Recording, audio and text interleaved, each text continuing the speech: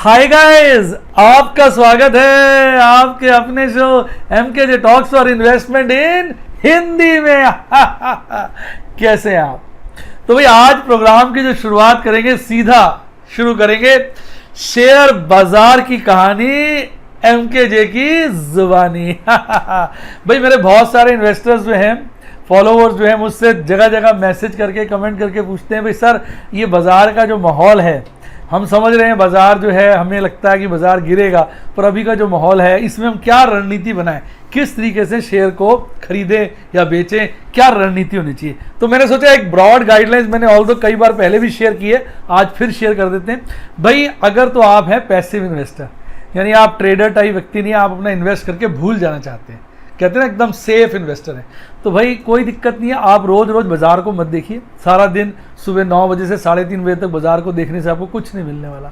आप क्या करा करें, शाम को मेरी वीडियो देख लिया करें, उसमें मैं पूरे दिन की आपको समरी आधे घंटे से के आसपास में दे देता हूँ, और सारा दिन का आपको कहना चाहिए समराइज वर्जन, घंटों का समराइज वर्जन आपको आधे घंटे में उपलब्ध हो जाता है। उससे आपको पता चल जाएगा बाजार में क्या हो रहा है, और उसके बाद आप जो है अपना लेवल फिक्स कर लीजिए। जैसे मैंने अपने लिए फिक्स किया है भाई, अगर मैं एग्रेसिव इन्वेस्टर हूँ तो 9,000 के लेवल से इन्वेस्ट करना शुरू कर देता हूँ, न्यूट्रल हो तो 8,000 के लेवल से, और अगर कंजर्वेटिव हो तो 7,000 के लेवल से। बाकी आप अपने ओपिनियन, मेरे कहने से नहीं, अपने ओपिनियन, तो मेरे अपने लिए है, अपने ओपिनियन से अपने हिसाब से एक लेवल सेट कर लीजिए, और रोज़ रोज़ बाजार मत देखिए। जब लेवल पे आ जाए बाजार, अगर आप म्यूचुअल फंड में पैसा लगाते हैं तो फटाफट लगाना शुरू कर दिए। इसके लिए मेरी वीडियो देखिए, एमकेजे फिक्स्ड डबल, फिक्स्ड डबल। आप ये वीडियो देखिए, उसमें मैंने बताया किस तरह से बाजार गिरे तो पैसे को इन्वेस्ट करना है, पहले फिक्स्ड फिर डबल, 2 बार फिक्स्ड फिर डबल। इस तरीके से आप इन्वेस्ट करेंगे तो आपकी जो कॉस्ट ऑफ एक्विजिशन है बहुत तेज़ी से गिरती है, और जब बाजार वापस चढ़ता है तो अच्छी खासा आपको प्रॉफिट हो जाते हैं।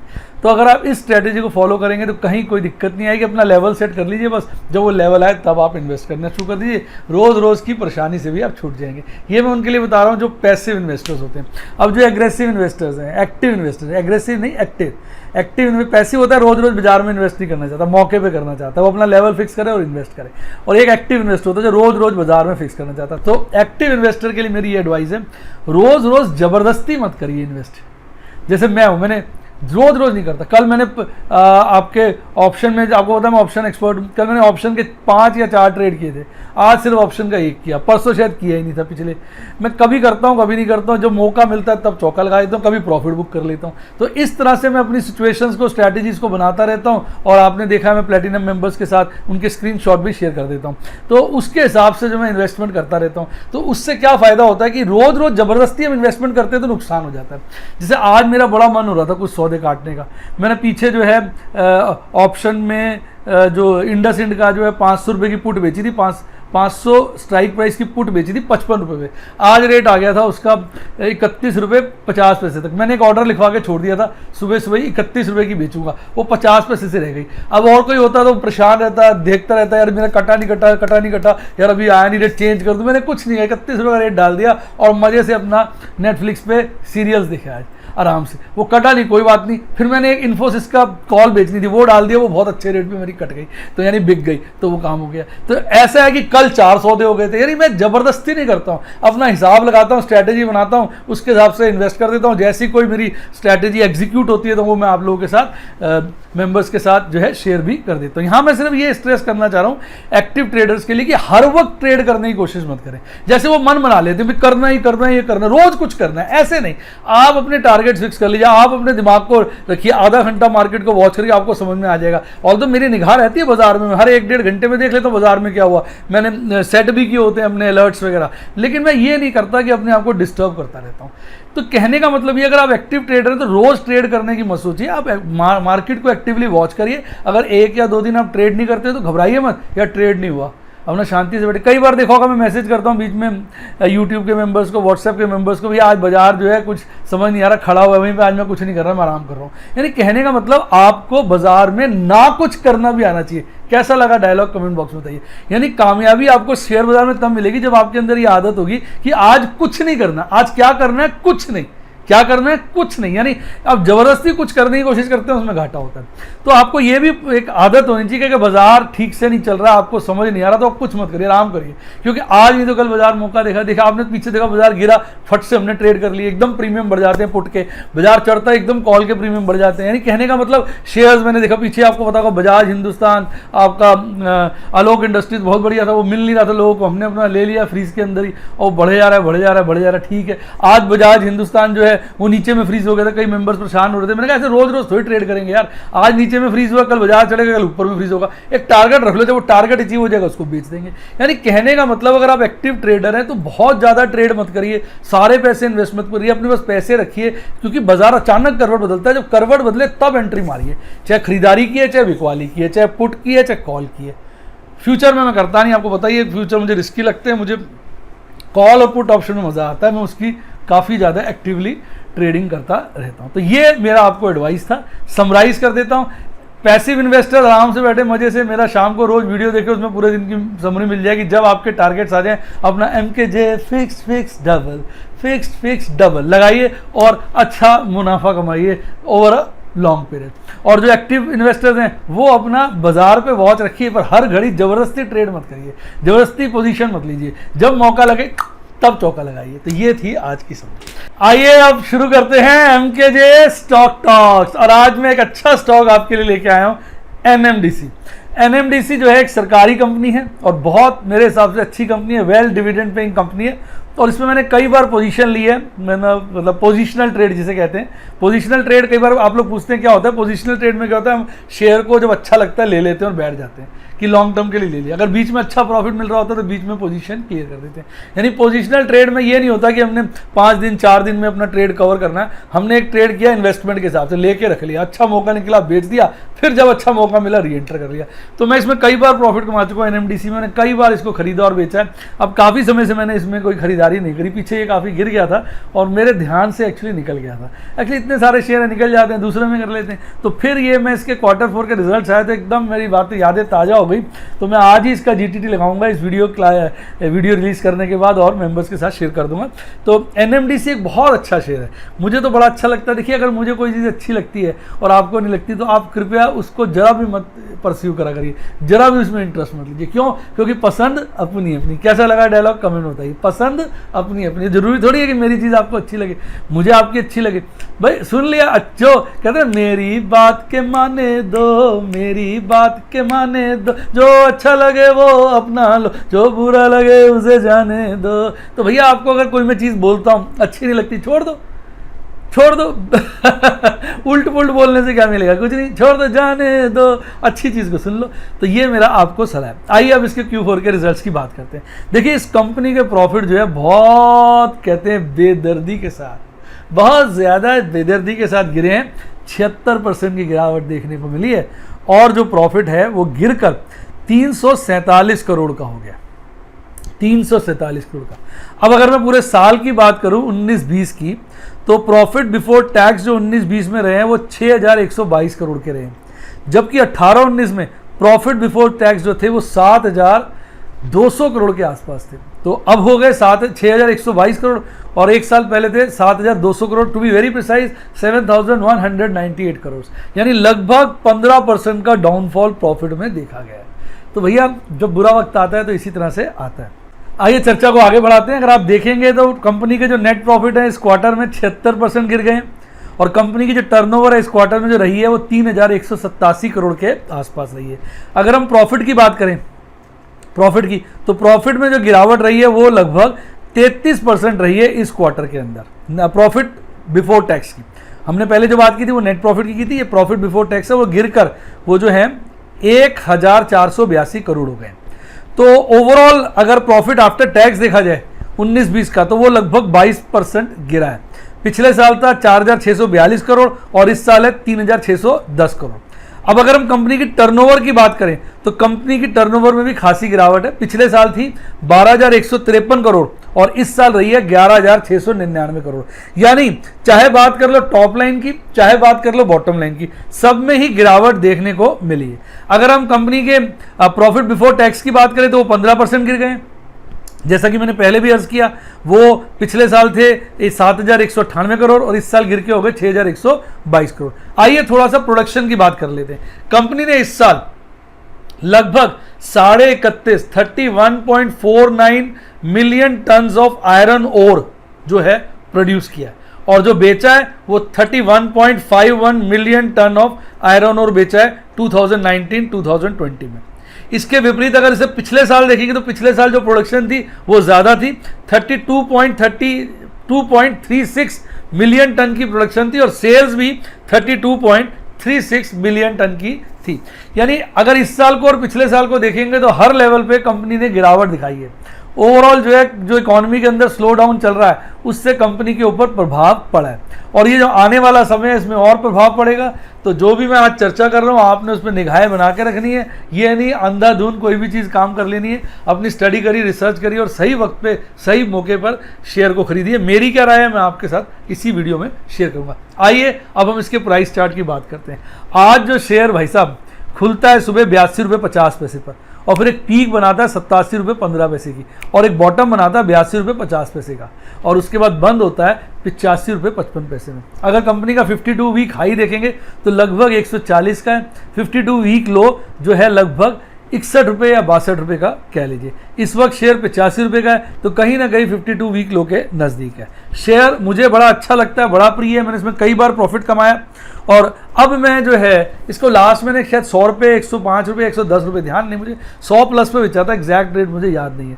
फिर मेरा ध्यान इससे हट गया। अब मेरा विचार ये है, क्योंकि फिर बाद में निगाह बड़ी निकल जाती है चीज़, तो अब मेरा विचार ये है कि इस शेयर को अब जो है मैं 70 के लपेटे में लेना पसंद करूँगा, 70 के लपेटे में। और अभी थोड़ा और स्टडी करके मैं GTD आप लोगों के साथ आज शाम को शेयर कर दूंगा। अब बात करते हैं इसके वाइटल स्टैटिस्टिक्स की। अब सबसे पहले ना आप इसका वॉल्यूम देखिए, वॉल्यूम कितना अच्छा है, 1 करोड़ से ज़्यादा शेयर का ट्रेड हुआ है और डिलीवरेबल्स लगभग 25.5% के आसपास है। कंपनी के शेयर में इतनी गिरावट के बाद भी कंपनी का मार्केट कैपिटलाइजेशन 26,000 करोड़ से ज़्यादा का है। कंपनी का प्राइस अर्निंग रेशियो देखेंगे 5.56 टाइम्स है, जबकि इंडस्ट्री का प्राइस अर्निंग रेशियो 7.41 टाइम्स है। कंपनी की जो डिविडेंड यील्ड है, हैंडसम डिविडेंड यील्ड है, फिक्स डिपॉजिट के ऊपर इंटरेस्ट के बराबर की डिविडेंड यील्ड है, लगभग 6.45%। प्राइस टू बुक रेशियो बड़ा अट्रैक्टिव हुआ पड़ा है, 1 टाइम के आसपास ही। यानी ये शेयर ओवरऑल इस वक्त काफ़ी अट्रैक्टिव जोन में है। बाकी अपने लेवल के हिसाब से, अपने टेस्ट के हिसाब से आप इसको ऊपर नीचे खरीद सकते हैं। मैं थोड़ा ठंडा घर के खाने में विश्वास रखता हूँ। कैसा लगा डायलॉग कमेंट में बताइए। अब इसकी बैलेंस शीट में जाते हैं तो बैलेंस शीट देख के मन जो है ना वो खुश हो जाता है, प्रभावित हो जाता है। पूछे क्यों? क्योंकि जीरो लोन। अब देखिए, no long term borrowing, 26,000 crore की शेयर होल्डर फंड के पीछे 26 रुपये की भी बोरोइंग नहीं है। ये होती है कंपनी, कोई रिस्क नहीं, कुछ नहीं, कोई लीवरेज है ही नहीं, फाइनेंशियल लीवरेज जीरो। अब बात करते हैं फाइनेंशियल इंस्टीट्यूशंस की होल्डिंग्स की। देखो सरकार के पास ही इसके लगभग 70% शेयर तो प्रमोटर्स के पास ही पड़े, कोई प्लेजिंग की समस्या नहीं है। एफआईज ने इसमें अपना स्टेक बढ़ाया धीरे धीरे करके और इस वक्त 6% के आसपास एफआईज का स्टेक है। म्यूचुअल फंड की बात करें तो म्यूचुअल फंड ने भी स्टेक बढ़ाया है, इस क्वार्टर में थोड़ा सा कम कर दिया, वैसे लॉन्ग टर्म में बढ़ाई है। इंश्योरेंस कंपनी के पास इसमें बहुत सारे शेयर्स की होल्डिंग है। अदर्स डीआईज ने भी over a period time shares कभी स्टेक बढ़ाया कभी घटाया, एक रेंज में ही घूम रहे हैं। और आपके और मेरे जैसे स्मॉल और यानी नॉन इंस्टीट्यूशनल इन्वेस्टर्स का जो कंपनी में स्टेक है लगभग 3% के आसपास है। यानी एफआईज का लगभग 6, म्यूचुअल फंड का 3.5, इंश्योरेंस कंपनीज का 14.5, अदर डीआईज का लगभग 1.25% कह लीजिए, प्रमोटर्स का लगभग 70% कह लीजिए, आपका और मेरा जो है 3-3.25% कह लीजिए। अच्छी कंपनी है, इसमें मैं इन्वेस्ट करना पसंद करूंगा। ओवरऑल सारे इसके फीचर्स बढ़िया हैं। इसमें जो है इस तरह की कंपनियों में ना लो रेट पे माल खरीदना चाहिए, तो डिविडेंड तो मिल जाता है अच्छा, और मौका मिलता है तो बीच में मुंह मुट्ठा भी हो जाता है। मुंह मिठा कैसे हो जाता है कि अचानक ही पता चलेगा 50% बढ़ गया। पीछे मैंने ऐसे ही करा है, मैंने इसको सस्ते रेट पर उठाया था और लगभग काफ़ी अच्छे प्रॉफिट पे इसको कई बार बेचा है। तो आइए अब इसका जो है टेक्निकल एनालिसिस कर लेते हैं। देखिए वी शेप चार्ट बन रहा है, देख रहे हैं पीछे ये गिरावट में आ गया था, आप नोट करिए 70 रुपये तक पहुंच गया था चार्ट के अंदर जो दिख रहा है, उसके बाद एकदम तेजी से चढ़ता गया, वी एकदम राइज उसने किया और अब उसी तेजी के साथ गिर भी रहा है और वी शेप एक बना रहा है। यानी ऐसा लग रहा है बाजार में भी गिरावट रहेगी। अब अगर आप देखेंगे आज की कैंडल तो हरी बनी है, आप देखेंगे और लंबी बनी है और ऊपर की विक बहुत ज़्यादा है, नीचे की विक है ही नहीं, जो इस बात का क्लियर इंडिकेशन दे रही है कि बीच में बुल्स ने इसको खींच दिया था पर बियर्स ने उनका बुखार ठंडा कर दिया, जो ऊंचाई बनाई थी उससे काफ़ी नीचे शेयर को लिया और ओवरऑल शेयर गिर रहा है। और आज अगर आप देखेंगे इसने 52 वीक का जो एवरेज है 52 डेज ईएमए जो है उसको टच करने की कोशिश की थी। पीछे 3 दिन पहले उसको एक बार काट भी दिया था। तो लगातार ये 50 दिन के मूविंग एवरेज को काटने की लगातार कोशिश कर रहा है और आज ये जो बोलिंजर बैंड की मीडियन लाइन होती है उसके नीचे भी आ गया। यानी कहने का मतलब शेयर कहीं ना कहीं कोशिश कर रहा है कि बहुत दिन हो गए बुलिशनेस के, अब लानी है बेयरिशनेस। तो कहीं ना कहीं मुझे लगता है ये सून मीडियन लाइन और 50 डेज ईएमए से नीचे आ जाएगा, 50 दिन के ईएमए से, फिर इस पे हमारी निगाहें तेज हो जाएंगी। वॉल्यूम भी शेयर में अच्छा खासा है, नीचे जो बार्स देखते हैं वो वॉल्यूम को रिप्रेजेंट करते हैं। अब बात करते हैं इसके एमएससीडी की। देखिए जो बातें मैंने कैंडलस्टिक चार्ट को देख के बोली थी वो यहाँ साफ नजर आ रही है। शेयर ने आज ही बेयरिश क्रॉसओवर बनाया और बड़ा अच्छा क्रॉसओवर बनाया। आप ऊपर एंगल देखिए कितना स्ट्रांग है। पिछले 6 सेशन से लगातार लाल हिस्टोग्राम बन रहे थे, आज का जोड़ ली तो आज 7वां दिन हो गया। 7 दिनों से लगातार लाल हिस्टोग्राम बन रहे थे और शेयर हिस्टोग्राम का साइज छोटा होता जा रहा था और आज बेयरिश क्रॉसओवर अच्छा खासा बन गया। तो लगता है शेयर आगे गिरावट दिखाएगा और वही गिरावट सही टाइम होती है शेयर को खरीदने का। आइए बात करते हैं इसके आरएसआई की। पीछे ये ओवरसोल्ड जोन में चला गया था, आप देख सकते हैं, ओवरबॉट जोन में चला गया था। बहुत पहले मार्च अप्रैल में ओवरसोल्ड जोन 20 का टच किया था इसने और अभी रिसेंटली कुछ समय पहले ही यानी 9 जून को इसका आरएसआई 72 के लेवल पे था, आप देख सकते हैं चार्ट में नजर आ रहा है। उसके बाद आरएसआई गिरते आज 56 के लेवल पर आ गया। तो कहीं ना कहीं शेयर में कमजोरी है। अगर आप देखेंगे तेजी से इसका आरएसआई गिर रहा है, वहां बियरिश क्रॉसओवर बन गया। कैंडल जो है बोलिंजर बैंड की मीडियन लाइन तोड़ने की कोशिश कर रही है, 50 डेज ईएमए को तोड़ के नीचे आने की कोशिश कर रही है। तो सारी बातें इस तरफ संकेत कर रही है कि इस शेयर में बेयरिशनेस है। शेयर मुझे अच्छा लगता है, कोई लोन नहीं है, ओवरऑल इंस्टीट्यूशनल इन्वेस्टमेंट इसमें ठीक ठाक है। नॉन इंस्टीट्यूशनल इन्वेस्टर्स आपके मेरे जैसे लोगों के पास मात्र 3% शेयर्स हैं। इसके अलावा अगर आप देखेंगे हाई डिविडेंड यील्ड है, प्राइस टू बुक रेशियो बड़ा अट्रैक्टिव है, प्राइस अर्निंग रेशियो बड़ा अट्रैक्टिव है, सभी बातें इसमें अट्रैक्टिव लगती हैं। और जो काम करते हैं उसके बगैर देश का गुजारा नहीं है। आयरन ओर बनाते हैं साहब, बिना आयरन ओर के आयरन नहीं बनता। उम्मीद करता हूं आपको यह एनालिसिस अच्छा लगा होगा। अगर अच्छा लगा है तो वीडियो को लाइक करें और कमेंट बॉक्स में अपने बहुमूल्य विचार दीजिए। आइए अब बात करते हैं बाजार आज में 2 चीजों की चर्चा करेंगे, निफ्टी 50 और बैंक निफ्टी या निफ्टी बैंक के लिए। आइए सबसे पहले निफ्टी 50। भाई साहब आज जो अपना निफ्टी 50 है गैप डाउन ओपनिंग के साथ खुलता है। कल बाजार बंद हुआ था 9,914 पर और रात को बड़ा दुखदाई हुआ, वो आपको पढ़ा ही होगा आपने डोकलाम में, जो अपने चाइना और इंडिया का जो झड़प हो गई, उसमें हमारे इतने सारे सैनिक मारे गए। मन शाम को बड़ा विचलित हुआ था, मैंने ट्वीट भी किया था, आप लोगों ने ट्वीट भी देखा ही होगा। तो मेरा मन बड़ा ख़राब हो गया था। पहले वो सुशांत सिंह का चल रहा था, अब ये चल रहा है। इन चीज़ों को देख के मन बड़ा विचलित हो जाता है। सुशांत सिंह के बाद तो मैंने बॉलीवुड का कहते हैं ना पिक्चर देखने का मन ही नहीं करता। इतने बड़े बड़े लोग जिनको हम इतना अच्छा समझते थे इतने घटिया निकले। इतना मैं आजकल मीडिया में देख रहा हूँ कि इतना ज़्यादा नेपोटिज्म, इतना ज़्यादा ग्रुपिंग है, सब मन खराब हो गया। मैंने तो बंद ही कर दिया। पहले ही कम देखता था, अब तो बिल्कुल कोई देखता ही नहीं हूँ। तो मैं सिर्फ अपना हॉलीवुड की देख लेता हूँ यार, अपना सीजन बढ़िया है, ज़बरदस्त, उन्हीं में मज़ा आता है। कम से कम इन बीमारियों से तो दूर है। और उसके बाद कल ढोकलाम का बढ़ गया तो बिल्कुल मन ही खराब हो गया। वीडियो बनाने के बाद ही मैंने देखा था, उसके बाद मैंने ट्वीट किया, मन बड़ा खराब हुआ।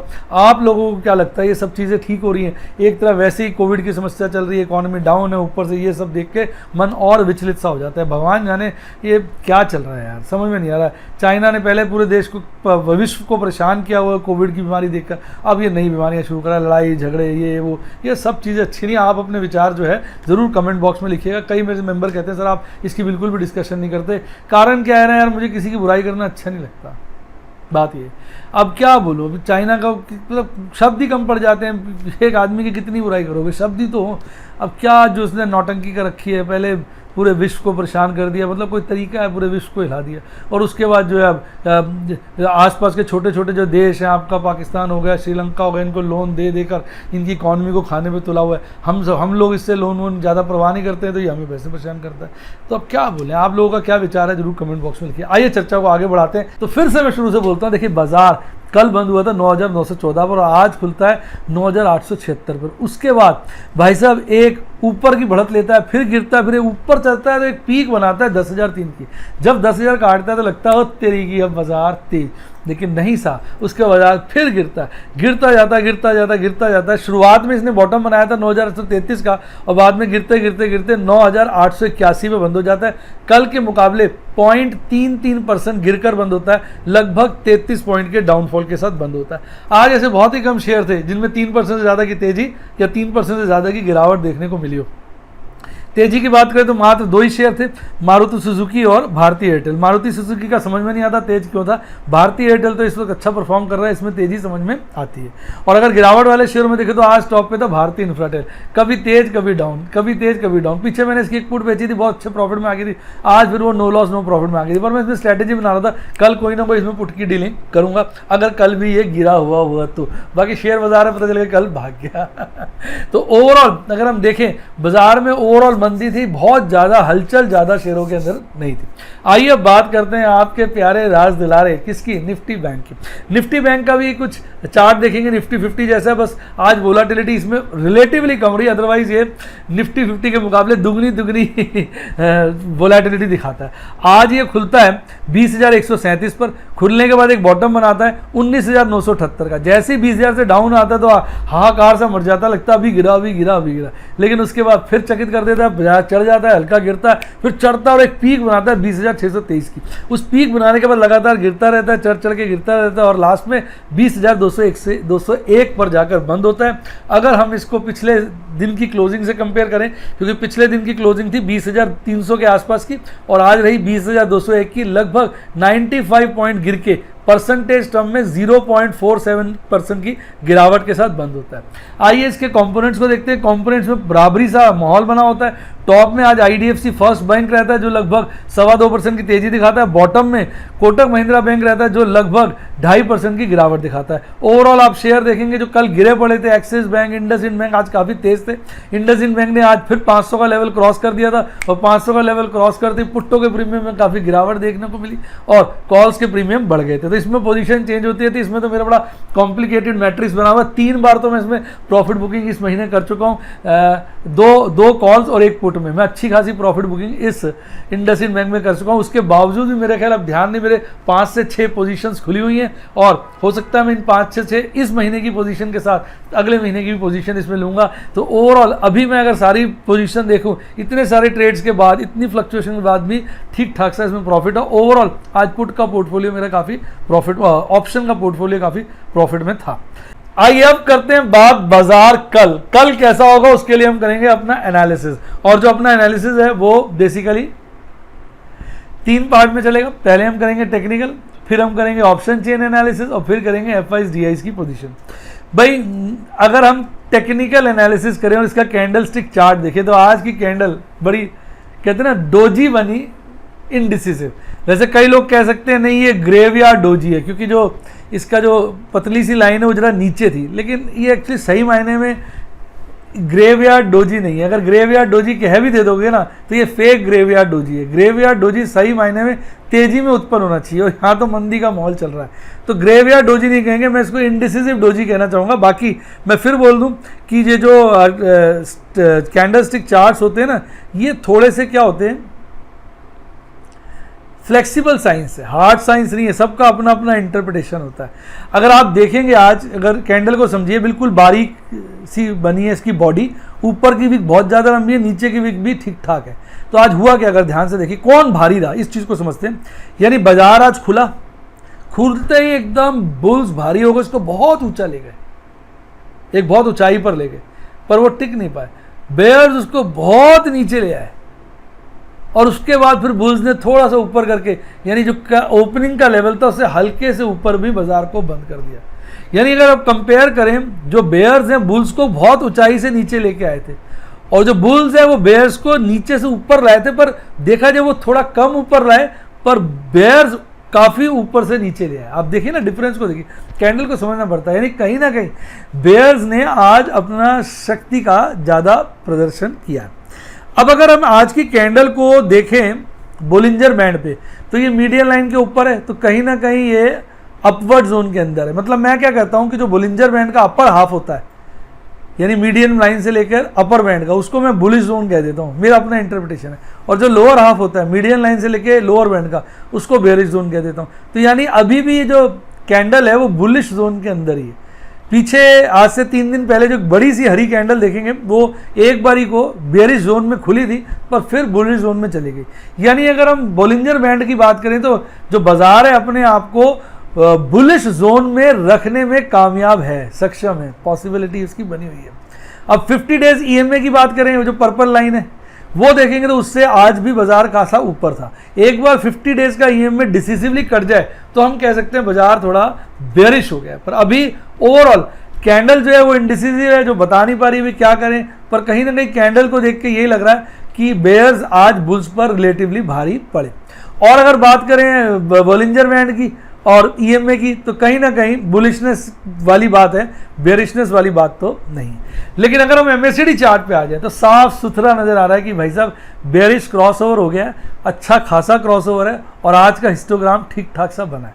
तो ऐसा लगता है कैंडल स्टिक एमएससीडी चार्ट को देखकर, किसको, एमएससीडी चार्ट को देख के कि आने वाले वक्त में बाजार थोड़ा ठंडा ही रहेगा, बेरिश ही रहेगा। तो जो लोग थोड़े मंदे रेटों पे चीज़ें उठाना चाहते हैं, थोड़ा ट्रेडिंग करना चाहते हैं, सब्र नहीं है जिनको बाजार को कि ज़्यादा गिरे और कुछ ना कुछ कार्य करना चाहते हैं, तो उनके लिए मौका आएगा, वो अपने को तैयार रखें। कहीं ना कहीं बाजार वो देखेंगे उनके मनपसंद लेवल पे आ जाएगा तो थोड़ा सा उठाएं और फिर जब चढ़ जाए तो बेच के प्रॉफिट बुकिंग करें। ये जो माहौल चल रहा है इसमें मैं ये नहीं कहूँगा कि आपको लॉन्ग टर्म के हिसाब से इन्वेस्ट करना चाहिए, मैं तो नहीं कर रहा हूँ, मैं तो ट्रेडिंग के हिसाब से कर लेता हूँ, क्योंकि मन तो टाइम पास करना ही है। ज़्यादा काम ऑप्शन में कर लेता हूँ, स्क्रिप्स में भी कर लेता हूँ, जहाँ कोई स्क्रिप्ट गिरता है खरीद लेता हूँ, प्रॉफिट बुकिंग कर लेता हूँ। पीछे बताया था डेल्टा कॉर्प में अच्छी प्रॉफिट बुकिंग की थी, पर कुछ शेयर छोड़ दिए, आगे उनको बेच देंगे। आइए बात करते हैं आरएसआई की। अब आरएसआई पे देखें तो आरएसआई जो है बार बार जो है 50 के लेवल के आसपास ही घूम रहा है। तो आरएसआई पे भी अभी वो 50 से ऊपर है। 80 हम बोलते हैं मैक्सिमम क्या होती है, ओवरबॉट जोन 20 को बोलते, 70 से 80 ओवरबॉट जोन, 30 से 20 ओवरसोल्ड जोन और 50 न्यूट्रल जोन से ऊपर है। तो कहीं ना कहीं आरएसआई चार्ट पे हम बेरिशनेस नहीं कहेंगे, लेकिन अगर हम उसके कर्व के पैटर्न को देखें तो कर्व का पैटर्न लगातार नीचे आ रहा है, यानी कर्व यही शो कर रहा है कि बुलिशनेस कम होती जा रही है। अब मैं ये नहीं कहूँगा बेरिशनेस आ रही है, शब्दों में ध्यान दीजिए, अच्छी लगेगी आपको। बुलिशनेस कम होती जा रही है क्योंकि ऊपर चला गया था ये, काफ़ी 70 के आसपास पहुंचने वाला था, पहुंचा नहीं था, उसके बाद लगातार आरएसआई गिर रहा है, यानी बुलिशनेस कम होती जा रही है। कैसा लगा ये डायलॉग कमेंट बॉक्स में बताइए। आइए अब बात करते हैं ऑप्शन चेन एनालिसिस की। कल वही गलत लग गया था चार्ट, आई एम सॉरी, कल गलत लग गया था मैंने इसे यहाँ पे गलती हो गई थी, चूक हो गई थी हमसे। चलिए आज और कल अगर आप देखेंगे पुट और कॉल के पॉइंट ऑफ व्यू से कोई परिवर्तन नहीं है साहब, बिल्कुल टिका हुआ है। लेकिन दिख गया होगा आपको पॉइंट ऑफ मैक्सिमम पेन में परिवर्तन है। अब बात करते हैं कॉल्स की। कॉल्स का हाईएस्ट ओपन इंटरेस्ट 10,000 और 10,500 के लेवल पर है, सेकंड हाईएस्ट, फर्स्ट हाईएस्ट 10,000 पे, सेकंड हाईएस्ट 10,500 पर, और दोनों पे ओपन इंटरेस्ट बढ़ा है, इसमें कोई दो राय नहीं। 10,500 पे ओपन इंटरेस्ट ज़्यादा बढ़ा है और दोनों लेवल आसपास ही हैं, टक्कर के ही हैं। यानी कहीं ना कहीं बाजार जो है 10,000 एक स्ट्रॉन्ग रेसिस्टेंस का लेवल है। आज भी आपने देखा था बाजार एक बार 10,000 के ऊपर गया और फिर नीचे आ गया। यही बात हमने कल की थी कि 10,000 एक स्ट्रॉन्ग रेसिस्टेंस, और आपने आज देख भी लिया बाजार 10,000 को काट ही नहीं पाया, जाके खट से नीचे आ गया। अब बात करते हैं पुट के पॉइंट ऑफ व्यू से। पुट पे जो मैक्सिमम ओपन इंटरेस्ट है वो 9,000 के लेवल पे है, पर वो आज गिरा है। आप देखिए आज वहां पे कॉल अनवाइंडिंग हुई है। और सेकेंड हाईएस्ट ओपन इंटरेस्ट 9,500 के लेवल पे, जहां पर आज वो बढ़ा है, हल्का ही पर बढ़ा है कहीं ना कहीं। लेकिन ये आप देखेंगे कि जो 9,000 पे ओपन इंटरेस्ट है वो 9,500 के लेवल से बहुत ज़्यादा है, बहुत ज़्यादा है। तो अगर नैरो रेंज बाजार की बनाई जाए तो 9,500 से 10,000 के बीच है, और ब्रॉड रेंज बनाई जाए तो 9,000 से 10,000 के बीच है। पर आज जो चेंज देखने को मिला वो पॉइंट ऑफ मैक्सिमम पेन पर मिला। जो पॉइंट ऑफ मैक्सिमम पेन वहां होता है जहां पे टोटल ओपन इंटरेस्ट सबसे ज्यादा होता है। अगर आप टोटल ओपन इंटरेस्ट आज देखेंगे वो सबसे ज्यादा 10,000 के लेवल पे। क्यों? क्योंकि 9,000 पे ओपन इंटरेस्ट में कमी आई है, यानी कॉल और पुट की अनवाइंडिंग हुई है, जिसकी वजह से वो लेवल कम हो गया। और 10,000 पे हल्का ही बढ़ा है पर बढ़ गया, वो नंबर 1 पे आ गया। लेकिन फिर भी 10,000 और 9,000 जो है टांके मतलब कहते कांटे, टांका नहीं, कांटे पे, कांटे की तरह एक बराबर है। जैसे कांटा नहीं तो तराजू का, दोनों तरफ बराबरी होती है, तो कांटे की टक्कर है। हाँ आप सही डायलॉग याद है, दोनों के बीच में कांटे की टक्कर है। और 9,500 में भी बहुत कम ओपन इंटरेस्ट नहीं, वहां भी अच्छा खासा इंटरेस्ट बना हुआ है। तो यानी कहीं ना कहीं बाजार जो ओवरऑल समझ में आता है वो 9,000 10,000 के बीच में ही कहीं पर सिमटेगा इस एक्सपायरी में। तो ये ओवरऑल जो है अभी तक पोजीशन यही बनी हुई है, और कोई हाहाकार ही हो जाए, कोई बदलाव ही आ जाए, वो समय बताएगा। कल याद रखना वीकली एक्सपायरी है, इस बात का भी ध्यान रखना। आइए अब बात करते हैं आपके एफआईज और डीआईज की। तो आपके प्यारे एफआईज डीआईज ने आज भी नेट बिकवाली करी है। अगर हम एफआईज की बात करें तो लगातार नेट बिकवाली कर रहे हैं। आज नेट बिकवाली है पर कल के मुकाबले कम है। कल लगभग 1500 करोड़ का माल बेचा था हमारे एफआईज ने नेट में, और आज लगभग 500 करोड़ का माल बेचा है। अगर आप ध्यान से देखेंगे बाइंग और सेलिंग में, तो आप नोट करेंगे बाइंग में बढ़ोतरी है आज एफआईज की, और सेलिंग में गिरावट है। इसके बावजूद भी नेट सेलिंग है, क्योंकि ओवरऑल सेल्स बाइंग से ज़्यादा है। डीआईज की बात करें तो डीआईज ने आज फिर नेट खरीदारी की है, पर कल के मुकाबले बहुत कम की है। कल उन्होंने लगभग 1160 करोड़ की नेट खरीदारी की थी, आज मात्र 168 करोड़ की नेट खरीदारी करी है। अब दोनों को अगर हम जोड़ लें तो आज नेट बिकवाली और आज की नेट बिकवाली कल की नेट बिकवाली के आसपास ही है। कल दोनों भाइयों ने मिलकर 317 करोड़ का माल बेचा था, आज दोनों भाइयों ने मिलकर 318 करोड़ का माल बेचा है। अगर इसमें हम समराइज करें, एफआईज तो माल बेचे जा रहे हैं, बेची जा रहे हैं, डीआई संभाल रहे हैं, पर दोनों भाइयों को जोड़ लो तो बेची जा रहे हैं। तो कहीं ना कहीं इंस्टीट्यूशनल इन्वेस्टर्स की भारी बिकवाली देखने को मिल रही है। उम्मीद करता हूँ वीडियो का मजा आ गया होगा। वीडियो का मजा आया तो वीडियो को लाइक करें और मेरे चैनल को सब्सक्राइब करें। इसके साथ अगर आप मेरे YouTube के मेंबर बनना चाहते हैं तो आप सब्सक्राइब के साथ ज्वाइन बटन आ रहा है, उसको दबा दीजिए। सिल्वर, गोल्ड, डायमंड और प्लैटिनम 4 मेंबरशिप्स हैं। सबसे टॉप की मेंबरशिप है प्लैटिनम, जिसमें सबसे ज़्यादा, क्योंकि मैं खुद ऑप्शन में स्पेशलाइज करता जा रहा हूँ बहुत ज़्यादा तेज़ी से, और मैं और मेरे को बड़ा सूट भी कर रहा है, क्योंकि मेरी जो स्ट्रैटेजीज़ बहुत सारी थी, आप लोगों के प्रेशर पे आके मैंने लगाना शुरू कर दिया। वो सारी स्ट्रैटेजीज़ अपने हिसाब से तरीके के साथ मैं आपके साथ शेयर भी करता रहता हूँ प्लैटिनम मेंबर्स के साथ। गोल्ड में डायमंड मेंबर के साथ मैं सारे प्रकार के जीटीडी वगैरह शेयर करता हूँ, स्पेसिफिक स्टॉक के नॉलेज देता हूँ, और गोल्ड मेंबर के साथ मैं टेक्निकल एनालिसिस की इन्फॉर्मेशन भी शेयर करता रहता हूँ। तो अगर आप बिगिनर टाइप है तो सिल्वर और गोल्ड आप ले सकते हैं नॉलेज बढ़ाने के लिए, पर अगर आप जानना चाहते हैं कि मैं किस तरह की इन्वेस्टमेंट्स करता हूं और कैसे मैं काम करता हूं, तो फिर आपको इधर डायमंड या प्लैटिनम में जाना चाहिए। डायमंड अगर में तब जाएं जब आप सिर्फ कैश एंड कैरी सेक्शन में रहना चाहते हैं, और प्लैटिनम में जाएं अगर आप फ्यूचर एंड ऑप्शन में रहना चाहते हैं। इसके अलावा अगर आप कैश एंड कैरी की नॉलेज मेरे से आप व्हाट्सएप पे लेना चाहते हैं कि किस तरह से काम करते हैं, क्या मैं ट्रेड करता हूँ, क्या मेरी स्ट्रैटेजीज होती है, तो फिर व्हाट्सएप के सफायर मेंबर बनिए। पर अगर आप कैश एंड कैरी के साथ एफएनओ की भी नॉलेज चाहते हैं तो फिर व्हाट्सएप पे रूबी के मेंबर बनिए। इसके लिए फ़ोन नंबर डिस्क्रिप्शन बॉक्स में दिया है वीडियो के, वहाँ से लीजिए, मेरी टीम को कॉन्टैक्ट करिए, वो आपको हेल्प करेगी। इसके अलावा डीमैट अकाउंट खोलना हो, या आपने शेयर्स में अप्लाई करना हो, या आपने म्यूचुअल फंड में अप्लाई करना हो, तो सबके लिंक डिस्क्रिप्शन बॉक्स में, वहाँ जाइए और उसको ज्वाइन करिए। इसके साथ साथ अगर आप शेयर मार्केट से रिलेटेड अच्छी किताबें पढ़ना चाहते हैं तो उनका लिंक भी डिस्क्रिप्शन बॉक्स में, और सबसे इंपॉर्टेंट ऊपर आ रहा है टेलीग्राम चैनल का लिंक। जिसने इसको ज्वाइन कर लिया उसकी लाइव झिंगा लाला, जिसने नहीं किया उसकी लाइव ढीला ढाला भाई। लेकिन मेरा टेलीग्राम चैनल ज्वाइन करते वक्त ज़रूर ध्यान दीजिएगा, क्योंकि बहुत सारे चैनल फेक बने हुए हैं मेरे नाम से। मेरे चैनल पे 1,06,000 से ज़्यादा सब्सक्राइबर हैं, यानी मेरा चैनल नहीं है, ये आपका अपना चैनल है। तो इस पे 1,06,000 से ज़्यादा सब्सक्राइबर हैं। ओवरऑल देख के आप ऊपर नीचे के पोस्टिंग्स देखेंगे, आपको आइडिया लग जाएगा। मैं इसमें ढेरों इन्फॉर्मेशन देता हूँ, गुड मॉर्निंग अपडेट्स, दुनिया भर की चीज़ें देता हूँ, तो इसको आप ज़रूर ज्वाइन करिए। इसी के साथ साथ bye, God bless you, happy investing, और आप शेयर मार्केट में बहुत बहुत कामयाब हो।